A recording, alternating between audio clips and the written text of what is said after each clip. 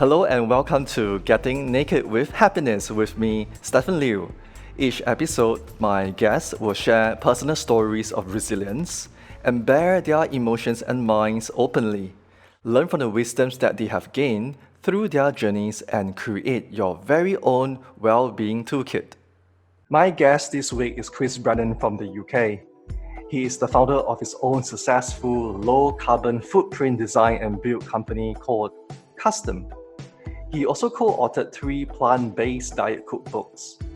In an earlier episode, Chris shared the importance of building up our mental toughness by getting up early in the morning and to take cold showers.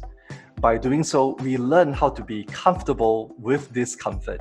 In this episode, we talk about how food and ethical consciousness has also contributed to Chris' personal and business success, and how being in the dark place has allowed Chris to find his own happiness today. I think you will find Chris' passion very infectious.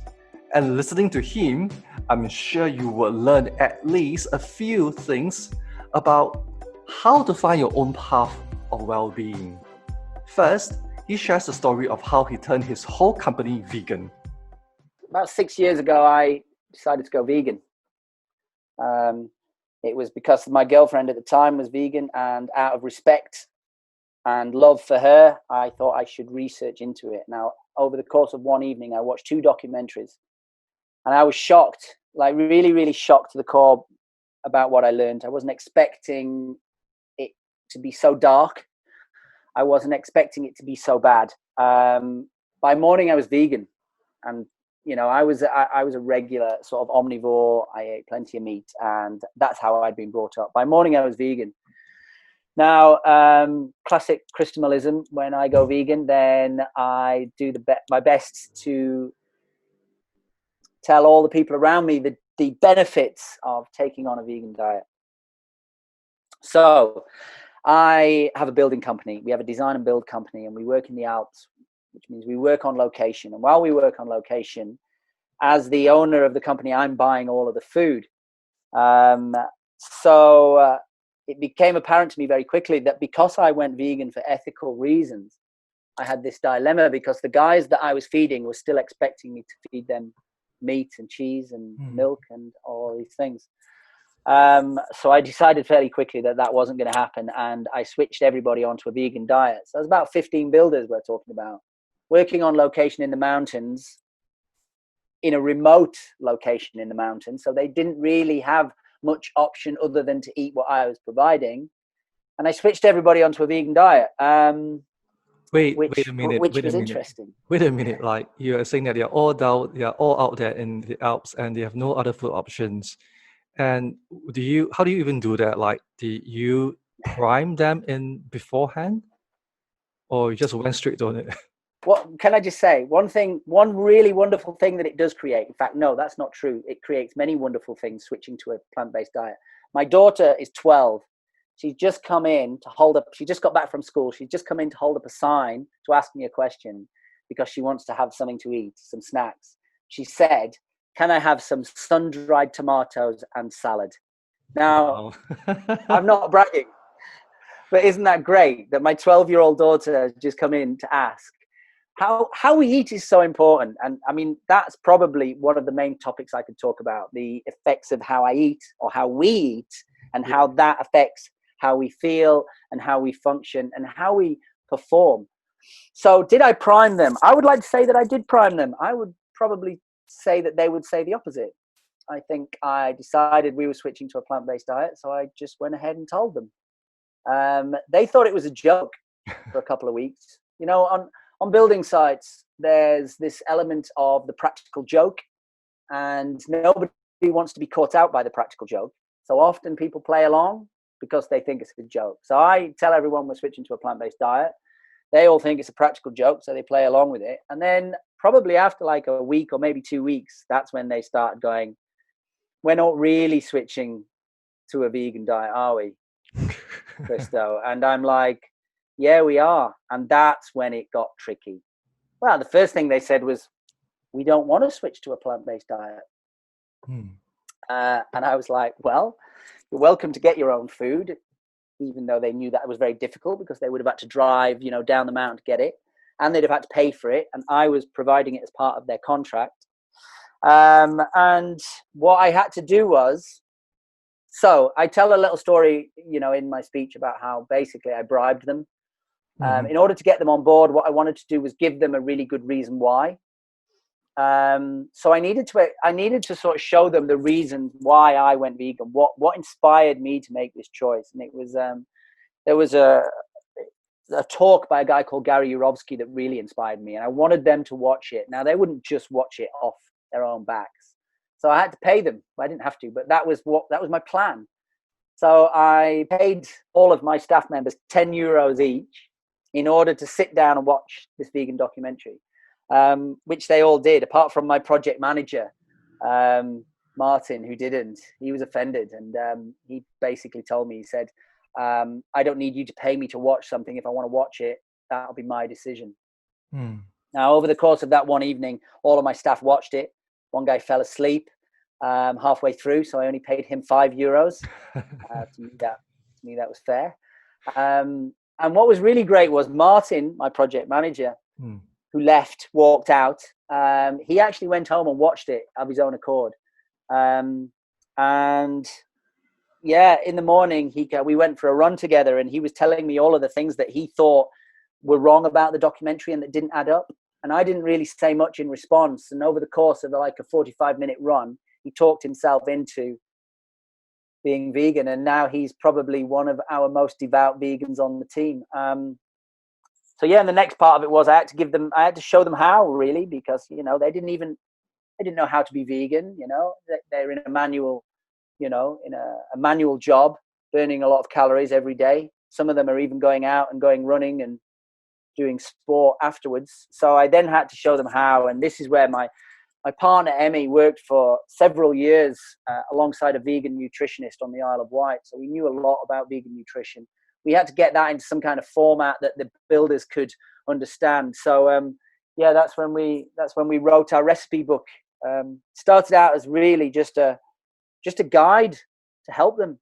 We put some recipes in there, and then we put a shopping list in there, and then they started asking us questions about vitamin B12 and about protein. And so that's when we put together a comprehensive nutritional guide where we listed all of the vitamins and minerals. We explained exactly what they do for the body. We also explained the things that they would be doing that kill these vitamins and minerals, like, for example, caffeine or beer, or if they're smoking, things like that. And then we listed the top 3 vegan sources of all of the vitamins and minerals and where to find them. So we compiled all of this, and before we knew it, we had the makings of a recipe book. So then we decided to publish the recipe book, which was very, very difficult, actually. If we'd have known how difficult that was going to be at the beginning, we wouldn't have bothered, but we're glad that we have. So now we still have a 100% vegan building company. Now, you don't have to be vegan to work for us. You have to have an interest in food, though. You have to have an understanding of conscious and deliberate eating. And about 5 of our members are full-time vegan and really passionate vegans. They love it. They do a bit of vegan activism. They raise money. They talk about it. And then the other guys, some have gone vegetarian, and some have just become considerably more conscious about what they eat, like asking the questions, reading the packets, doing the things that we're all supposed to be doing. One of the reasons, because I'm jumping around a little bit now, one of the reasons that I got coined the phrase Christomalism is because I can be sometimes a little bit overzealous with the things that I feel very passionately about. And I felt extremely passionate about veganism, or definitely sort of a more conscious plant-based diet, because of the problems that we were creating within society. So it was extremely important to me to make this work, to bring it to the forefront of my business. It was a risk as well. It was a big risk to bring it to the forefront of my business. Primarily, we're a high-end design and build company. When I say high-end, we do sort of rich and famous style clients. It's ski chalets, it's coastal homes, those type of things. But we design very differently. I kind of design a little bit how I live my life. So I'm not designing the type of spaces that other people are designing. To put veganism right at the forefront of all of that and say, look, we are primarily a vegan building company. I'm not going to be able to design you anything into your designs that has animal products in it. All our builders are vegan. Was a risk in a way, because it took the emphasis off simply earning money and simply making sure that the business was profitable. It turned it towards making sure that the business was ethical. And I think I have two business partners at the time. I think were potentially a little bit worried about my making that shift. Long term, we have made considerably more money, and we have done way better since we switched to this plant-based lifestyle and brought it to the forefront of our business. And the reasons being are, one, it's a unique selling point. In any business, you need to sort of have something that makes you different from your competitors in order for them to remember you, and in order for them to choose you. They need some reason to choose you. So us being vegan became this wonderful, unique selling point. Everybody remembered us. The other thing I think that happened was, because we were a group of builders who passionately believed in something outside of just earning money and building properties, something that required the level of empathy that switching to a vegan diet requires, it made our clients feel very, very relaxed in hiring us to work in their properties. They thought, oh, this must be a lovely, nice builders. Again, I'm using inverted commas, because we were about to take charge of their home, all of their personal belongings, designing their space. So I think people felt more comfortable with using us. And then finally, in the time that we live, and I think this is absolutely right, this should be happening. People are more likely to spend their money on a business that has some kind of an ethical structure inbuilt into that business for long-term sustainability. And so that, I think we just got onto that at the right time, 6 years ago. So yeah, it's been a brilliant journey. So now I go around doing talks. I talk about the vegan builders. I tell the story. We have 2 recipe books out now. We are doing a third one, which is going to be called the Vegan Kids, which is all about bringing up children on a vegan diet. So yeah, that took off into an entire business of its own. So yeah, that's wow, that's beautiful and amazing, And yeah, it's like bring ethics into business, and this is like the new frontier of like combining ecological well-being, like creating much more sustainable, safe environments for our future, and also bringing it back to society. I think that is lovely. Could you share something with us for those listening who are not vegan? Like, how could we start this journey in a more sustainable manner? Meaning to say that, I'm not sure whether I'm phrasing this correctly, like for those who are interested, but they cannot give up eating meat, and they know that they could play a bigger role, but it's so difficult. So what will you suggest to them? Yeah, okay. So the most important thing is the sort of agricultural industry at the moment is sort of highly unsustainable. And if we're not careful, that industry will run the human race into the ground. Not single-handedly. The automotive industry will be alongside, as will clothing industries and many other consumer industries, oil, obviously. But if we're not careful, the agricultural industry is doing major harm to this planet, to this environment, to our habitat. So the key is to reduce that, is to reduce the consumption. Now, for me, because of the type of person I was, overnight, I was able to make the change. I was able to have an epiphany overnight and make the change. But in the defense of people that are going to find it difficult, I had a girlfriend who was already vegan and had worked alongside a vegan nutritionist. She knew everything that you need to know about vegan nutrition. So in some ways, it was easier for me and it was safer. I think if people started to reduce their meat and dairy consumption, I mean, that's really, really important. People shouldn't, shifting to a vegetarian diet is not a brilliant way to do things. They'd be better just trying to minimize both meat and dairy as much as they can. Shifting to a vegan diet overnight for ethical reasons, which lots of people do, but they get it wrong, and then they they become unwell, and they shift back to an omnivorous diet. That's counterproductive as well. And the reason that that's happening is because if you shift to a vegan diet without knowing everything that you need to know about how to really thrive on a plant-based diet, then likely it is you are going to get ill. So you'd be better off doing the research, finding out as much as you can about how to thrive on a plant-based diet, and little by little reducing your meat and dairy consumption. It's probably the best long-term strategy. Now, there's a lot of cruelty within that industry as well. The cruelty is considerably worse than the average person thinks it is. And they need to believe that it's not so bad. Otherwise, they wouldn't be able to continue eating meat and dairy. If everybody knew quite how bad it was, there would be a seismic shift away from it, because it's very much flies in the face as who we are as human beings. We're an empathetic species, and to see that level of cruelty does not sit well with us.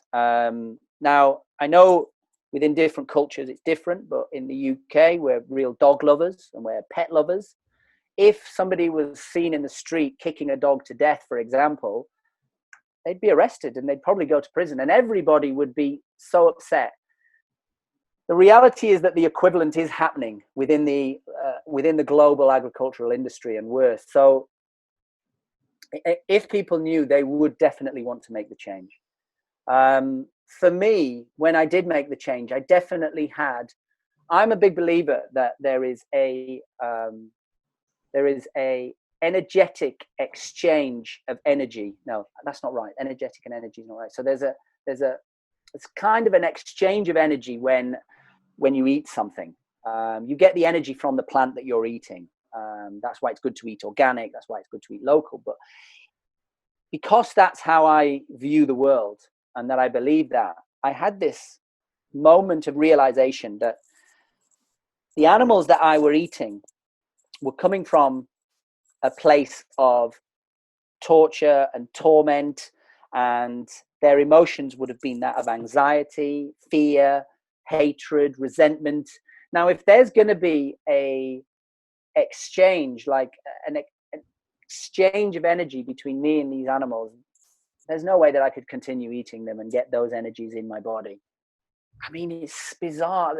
The environmental impact of all of us eating a lot of meat and dairy is extremely bad, like really, really bad. But the cruelty that is happening out there behind closed doors by industries that are only focused on making money is horrendous. And that we're all having to feel the effects of that. I think it makes us all a slightly more violent race when we know that level of violence is happening, and we just let it go. In the past, we were told that level of violence was necessary for us to survive. But now we know that's not the case. Like, we can not only survive, we can thrive. I mean, I'm six years into a whole food plant-based diet. I'm thriving on it, absolutely thriving. I'm ripped, I'm absolutely ripped. And I bounce out of bed every day. I'm definitely mentally clearer.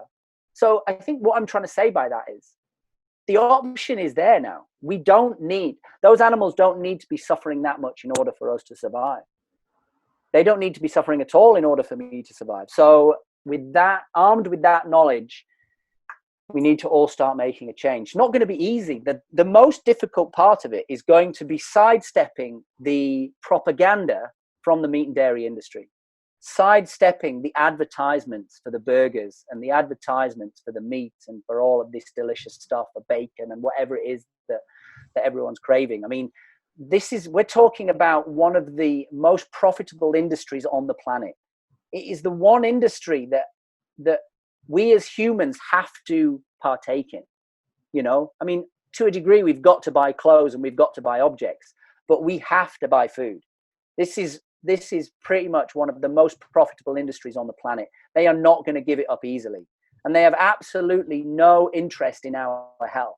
because most of the meat that is coming out of these factory farms is not really fit for human consumption. And I don't just mean energetically, I mean physically. These animals are so sick. So if you put any animal, if you put a human being into that same environment that the animals are in, they're going to get sick because they haven't got access to any fresh air. So there's no fresh air, no daylight, and then there's no room to move. Now, if you put anyone into that environment, they're going to get sick. So in order to combat that, all they do is feed them antibiotics. 50% of the world's antibiotics are fed to animals, and they feed them to all animals now, regardless of the environment they're in, because all the animals are getting sick. Why would we want to be eating sick animals? If we want to thrive as human beings, both physically, energetically, consciously, spiritually, we aren't going to be able to do that by eating sick animals. There's no way that they would want your average meat eater to see behind the scenes, because the cruelty is one thing, but the unhygiene and the state of sickness that these animals are getting into, it's just horrific. Why would I want to eat that at the end of all of that? It was a very simple and obvious decision for me that I could make overnight. I was like, well, if those are the facts, I'm out. Now, I don't know how I'm going to, I don't know. I didn't know that much about a vegan diet at that point, but I was like, I'm out. I don't want to be a part of that. It's too violent. It's too dark. It's too unhealthy. It's corrupt, and it's destroying the habitat that we're all reliant on. So it's a big topic, and I know it's gathering a lot of pace, and it could easily go wrong if the wrong companies get hold of the vegan products and sell a vegan or a sustainable plant-based lifestyle. It's not always that easy. Many companies have been caught out. Let's say Ben & Jerry's was a good example, and they wanted to launch a vegan ice cream range, which they did, and it's done very well. But they were caught on camera clearing land in order to plant soy. And they just cleared the land with machinery, and there is images caught of like fairly large mammals being churned up into the machinery while they cleared the land. That's not vegan. That's not what this movement is all about. So all of these companies that are sort of creating these vegan foods and selling them in the supermarkets for large profit, I'm wary of those as well. They're gonna cause the same problems if we're not careful. We want to be eating a whole food, plant-based, local, and wherever possible, organic diet. That's what we're all designed to eat. On all of the processed food, that's junk food. You can eat junk food now and again, but it's still junk food.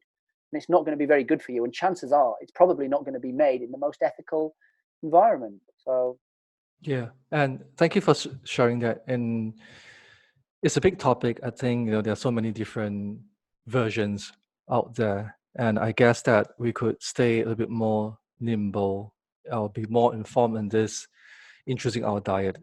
I like the part that you champion consciousness and ethical living, and you're bringing this into your company, into your life, and even as a parent, you are also being a role model.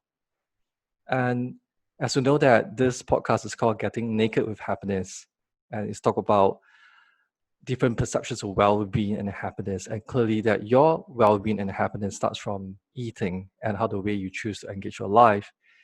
Would you be able to share one daily habit or practice that contributes to your well-being? So we know that you do cold water swimming, right? yeah. And for those who are listening in, so will you recommend cold shower? I would say cold shower is a must. You've got to do the cold shower. I kind of presume everybody is already doing the cold shower. But I do quite a few others. Simple ones. The gratitude one you may have heard of.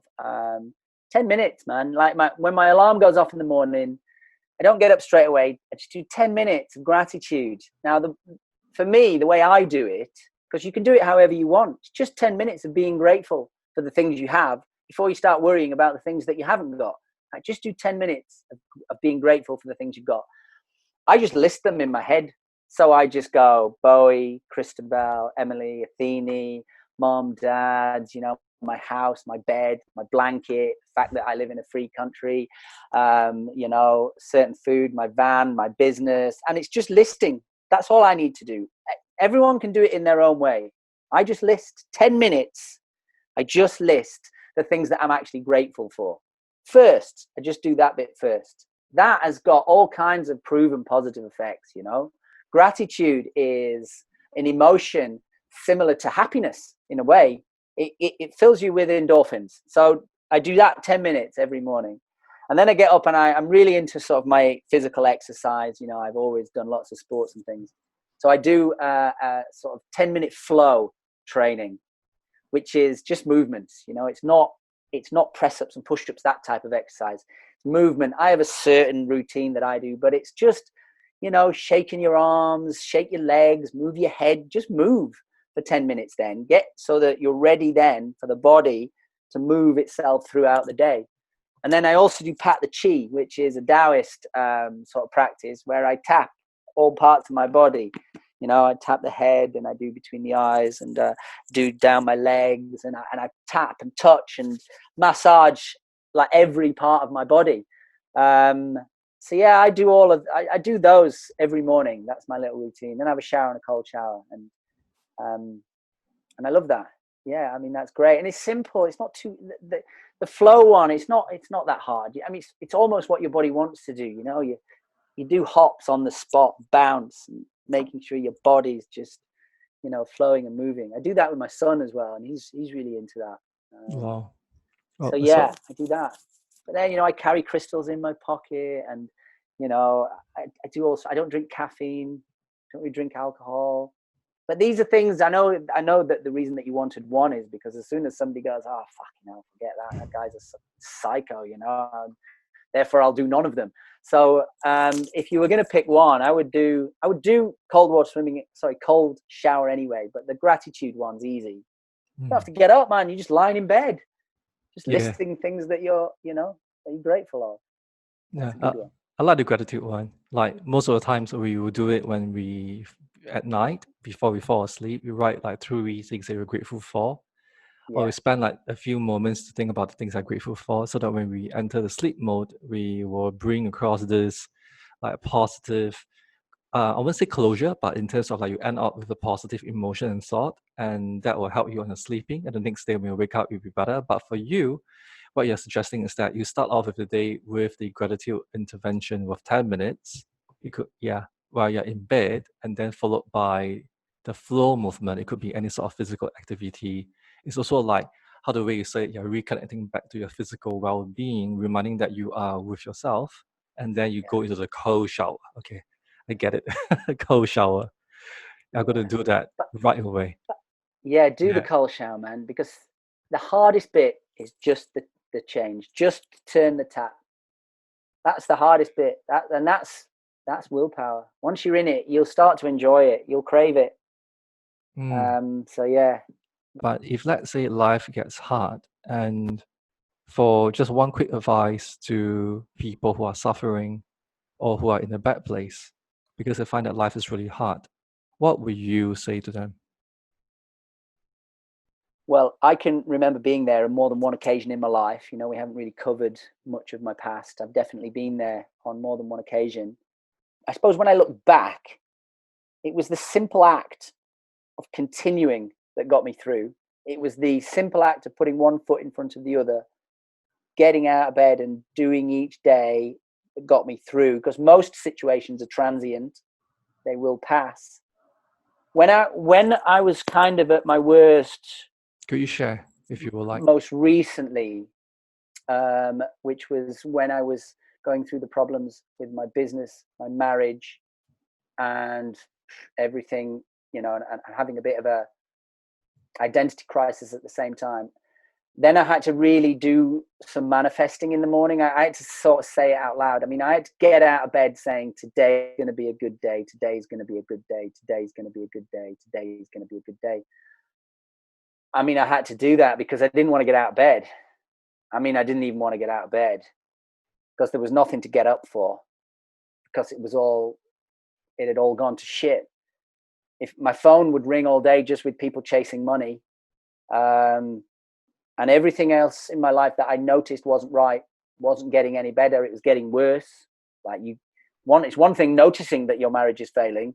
That doesn't fix the problem. So that's just getting worse. My finances, again, I noticed that I was living beyond my means and my finances were getting, well, that was just getting worse.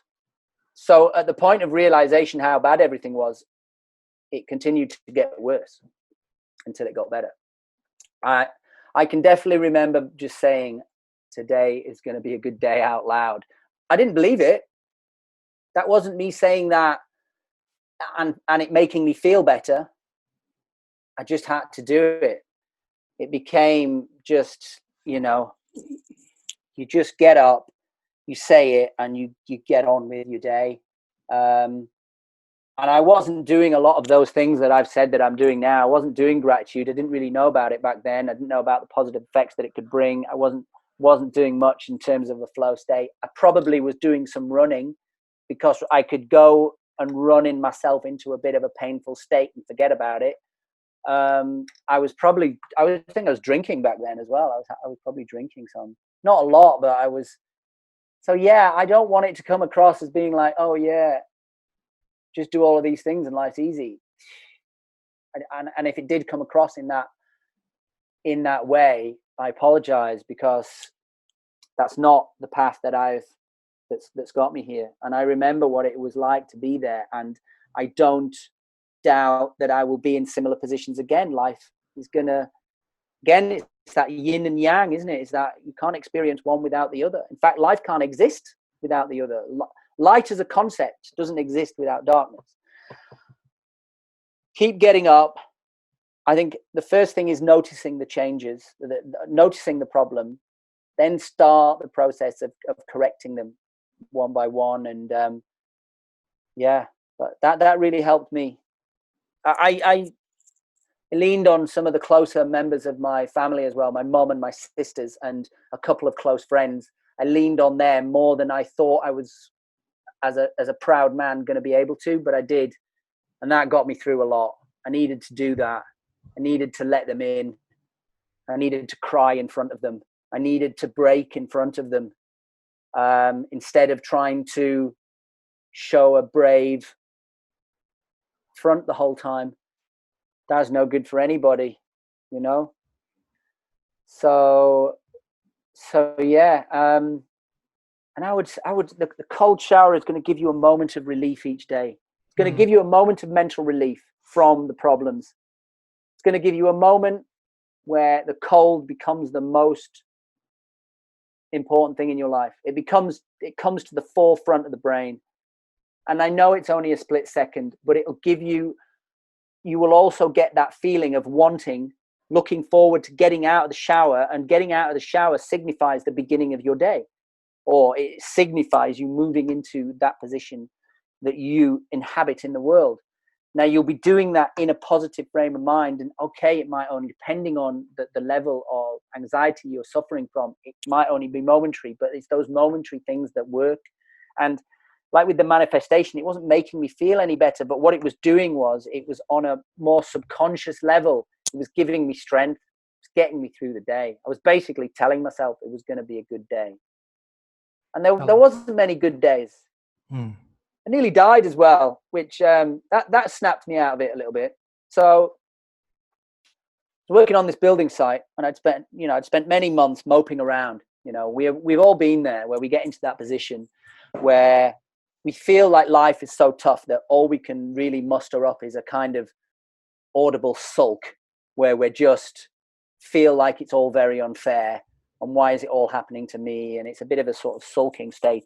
Now, I was in that state big time. I wasn't really able to communicate with my partner or my friends or anyone, because I wasn't really much fun to be around. But what happened as well was, I stopped noticing that I was in this world. I stopped noticing that I was a conscious being. I stopped noticing that I was alive. I stopped noticing the world happening around me. I turned up for work one day, and I'm getting my tools out of the back of the van. And I remember, with this sort of black cloud above my head, I shut the door and step out across the road. And this huge truck, this flatbed truck carrying a load of scaffolding, comes hurtling past at about 50 miles an hour. Like I feel the wind like move my hair as it goes past. It clipped my hand. Like the back of the truck clipped my hand. Wow. If I'd have stepped out 1 second sooner, I'd be dead for sure. If I'd have stepped out 1 second sooner, the front of that flatbed truck would have hit me square in the head, and I'd be dead for sure. Like, I would be dead for sure. And I stepped back, took this really huge breath in, and really had to check myself. I was like, for Christ's sake, Chris, you know, is it worth dying over? Because that's nearly what happened. Just through the fact that you are not even looking around at anything. All you're doing is you're living inside your head. You're living in this dark place with this dark cloud over you. Meanwhile, life is still happening around you. And I went home. I didn't go to work that day. I went home. I tried to process what had happened. And I think that could have been the turning point in a way, because the next day when I stepped out of the house, I noticed trees. Imagine that, like noticing trees at that age, at that time in your life, like noticing, almost for the first time, noticing a tree. The reason was that I had been looking at the floor, looking at my feet for weeks, trudging around, looking at my feet. And all of a sudden I was able to see other things happening, other people, other problems, other trees, other things existing on this planet. And I think that really gave me a kick up the arse to just say, you know, okay, it's tough, you know, keep dealing with it, keep moving forward, and don't forget that if you're not careful, life could just take you at any point. So yeah, it took me 2 years to turn it all around, but where I am now is great. You know, I have a successful business. I have a couple of successful businesses. You know, at the time I didn't own anything. I now own my own house. I recently bought another place as a rental. I own some land that we're going to develop in France. I have a beautiful partner who is my soul partner. And yeah, we have our ups and downs, but she's the one, you know. And that took a lot of work to get that to that point. Work on myself. Wonderful kids. I enjoy life. I genuinely enjoy. I don't have a 9-to-5 job where I've got to worry about going to work or any of that. Just get up each morning, and I'm with this whole minimalist or Christimalist lifestyle that I'm trying to create, wanting to get up as often as I can without knowing what's going to happen that day. I love the idea of that. Get up, do your little routines where you're ready to embrace life, and then be like, okay, what have you got for me? And it's amazing. The phone rings, you get an email, a friend comes around, people asking, can you do this? Can you do that? If you planned it all out, nobody can ask that. No, and even if they did, you wouldn't have time to say yes. So yeah, I think by a bit of belief as well. I mean, I was stubborn. I suppose I am relatively stubborn. I didn't want to give up. I didn't want to give up, partly because of my own ego, you know. My business partner who stepped out, we fell out. I wanted to prove to him that I could do it. I'd borrowed money off my parents. I needed to prove to them that I could get it back to them. It's like the getting out of the cold shower. The feeling of getting out of the cold shower will be so much sweeter because you've been in the cold water. So if you're in a place now where, in a dark place, you know, suffering either from depression or something's happened that's causing extreme sadness, then the act of getting through it and achieving at the other side, achieving happiness, not achieving money or any of those things, but achieving that sense of well-being will be so much sweeter and will be so much more poignant. You'll be in a position where you'll be able to actually enjoy it if you've been through the hardship. Lots of people, if just everything's too easy and everything's too comfortable, and you know, they're surrounded by things and money, they can't enjoy it. They've got no context. I mean, there's people, and potentially even people listening, that come from a family of plenty, and they're still suffering from, you know, anxiety. I think that's a context issue. You know, without context, you know, you can't experience light unless you know what dark is. Like what you just said, I think it makes a lot of sense, because we always need that duality of things, right? Like we need the fertilizer to grow, we need the darkness to shine, we need the sky to be dark for the stars to shine. So I love that part of things. And I think we develop greed and resilience and psychological strength and even spirituality. We get more connected with ourselves because of these pain problems. And Yeah, great. Chris, is there a plug I can use to find you? Like, how could, for those who are listening, how could they find more about what you do? So we post a little bit on Instagram. I post a few epiphanies on there, some naked cold water swimming, and some recipes and stuff. So that is the.vegan.build. So that's our Instagram tag. My main business is a design and build company where we design space with this same philosophy. We design space. We have an Instagram page, which is like a gallery, which is custom.design.live. Yeah. And custom-uk.com is the website where you'd be able to look at the type of work that we do. We're just at the end of a run of books because we're going to reissue the book.